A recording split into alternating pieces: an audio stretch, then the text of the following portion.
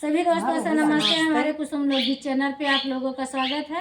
Sunaina official channel पे आप लोगों का स्वागत है और कुसुम ऑफिशियल चैनल पे आप लोगों का स्वागत है। तीनों चैनल पे हाथ जोड़ के विनती है कि भारी से भारी संख्या में लाइव सब्सक्राइब करी, कमेंट करी।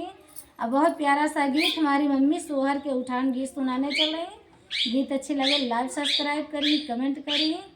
हमरे देवरानी के लड़का हुआ बा और ननन के लड़की लेके हमसे गीत गावत है। हमारा दीदी के लिए आप लोग का हाथ जोड़ के विनती भाई कमेंट जरूर करिए। आइए गीत के सुनाती हूँ, सोहर के उठान गीत। खेलई लगे हो मोरे झुनमुन लालनावा, खेलई लगे हो मोरे झुनमुन लालनावा। हंसतई खेलत लगे दादी लगे गयवा, हंसतई खेलत लगे दादी के कोरावा। जियई जागई हो मोरे झुनमुन लालनावा, जियई जागई हो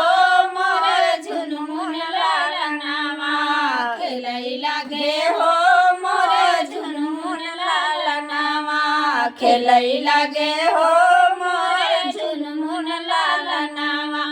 हंसतई खेलत गए चाची के कोरवा, हंसतई खेलत गए चाची के कोरवा। चुमा ले हो रे चुमा ले हो मोरे झुनमुन लालनावा, चुमा ले हो मोरे झुनमुन लालनावा। खेलई लगे हो मोरे झुनमुन लालनावा, खेलई लगे हो मोरे झुनमुन लालनावा। हंसतई खेलत गए बुआ के कोरवा, हंसतई खेलत गए बुआ के कोरवा। जियई जागई हो मोरे झुनमुन लालनावा, जियई जागई हो खेलई लगे हो मोरे झुनमुन लालनावा, खेलई लगे